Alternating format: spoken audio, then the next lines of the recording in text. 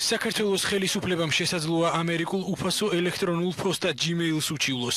საქმე Google Voice-ის საერთაშორისო ზარების აპლიკაციას ეხება, სადაც აფხაზეთი დამოუკიდებელ სახელმწიფო ერთეულად არის მოხსენიებული. 14 ცენტი ეს ის თანხაა, რომლითაც Google Voice-ის საშუალებით აფხაზეთის თვითაღიარებულ რესპუბლიკაში უპრობლემოდ დარეკვა შესაძლებელი.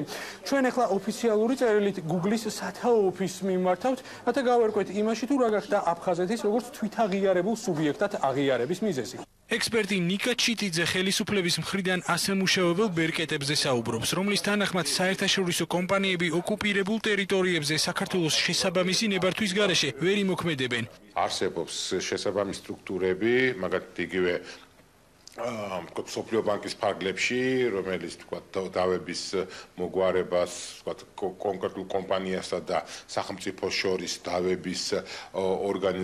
დავების მოგვარებაზე არის პასუხისმგებელი და ალბათ მნიშვნელოვანია, რომ ეს ინფორმაცია მათაც მიეწოდოთ შემდგომში პრობლემის თავიდან აღმოფხრის მიზეზს. ეს ოკუპირებულ ტერიტორიებთან მიმართებაში საერთაშორისო ნორმების დარღვევის პირველი შემთხვევა არ არის. მიმდინარე წლის ოქტომბერში ყოფილმა პრემიერ-მინისტრმა ბიძინა ივანიშვილმა განმარტა, რომ კავშირგაბმულობის კომპანია MTS-ის ქსელში ჩართული ტელეფონები აფხაზეთსა და სამხრეთ ოსეთს რუსეთის ტერიტორიებად აღნიშნავდნენ. Google Voice-ის ახალ სერვისს გამოხმაურებები როგორც საპარლამენტო უმრავლესობაში, ასევე უმცირესობაში მოჰყვა.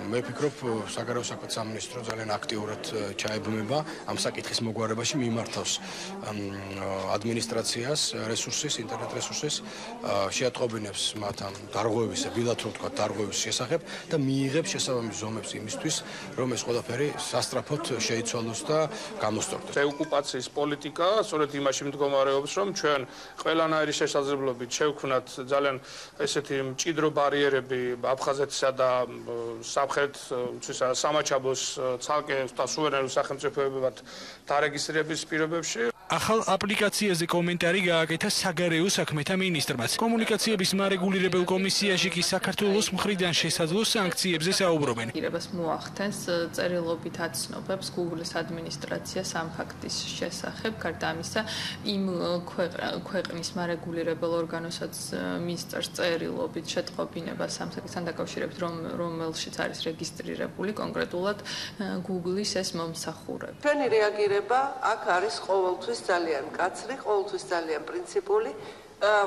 ჩვენ ვადევნებთ თვალყურს მსგავს ფაქტებს და მათი აღმოჩენის შემთხვევაში ჩვენ ოფიციალური ნოტებით მივმართავთ იმ სახელმწიფოებს, რომელთა დაქვემდებარებაშიც არის ესა თუ ის პორტალი თუ არასამთავრობო ორგანიზაცია. 2009 წლის ოქტომბრიდან აფხაზეთის თვითაღიარებული რესპუბლიკა რუსეთის ფედერაციის სატელეფონო კოდით სარგებლობს. ქართული მხარის მოთხოვნით ტელეკომუნიკაციების საერთაშორისო კავშირი თვითაღიარებულ რესპუბლიკებს საკუთარი სატელეფონო კოდის ფლობას უკრძალავს.